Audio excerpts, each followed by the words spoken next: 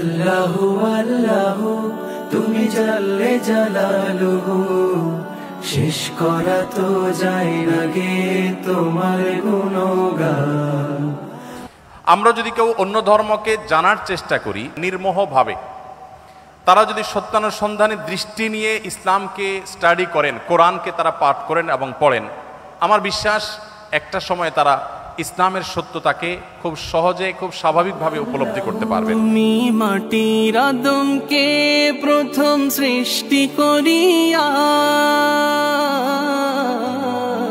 তুমি মাটির আদমকে প্রথম সৃষ্টি করিয়া, ঘোষণা করিয়া দিলে শ্রেষ্ঠ বলিয়া।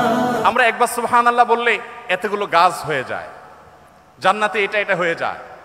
এগুলো শুনে আমাদের মনে প্রশ্ন জাগতে পারে, কিভাবে সম্ভব? মুখ দিয়ে সুবহানাল্লাহ বলবো আর ওখানে গাছ হয়ে যাবে, কেমনে সম্ভব? এখন আপনারা ভয়েস কমান্ড সম্পর্কে জানেন। ভয়েস কমান্ড এমনভাবে সেট করা সম্ভব যে এখান থেকে আপনি ভয়েস কমান্ড দিবেন, আরেক জায়গায় কাজ শুরু হয়ে যাবে। সম্ভব না? সম্ভব না। তো মানুষের টেকনোলজি যদি এই হয়, তাহলে আল্লাহর টেকনোলজি কি না হতে পারে?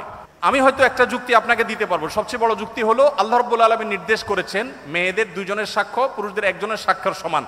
এর পেছনে যুক্তিকতা কি, তাৎপর্য কি, যথার্থতা কি, আমার বুঝে আসুক আর না আসুক, এটাই সত্য, এটাই বাস্তবতা, এর নামই ঈমান। সবার চেয়ে দিলে মাটির মানুষকে সম্মান। আল্লাহু আল্লাহু তুমি জাল্লে জালালুহু, শেষ করা তো যায় না গে তোমার গুণগান। আল্লাহু আল্লাহু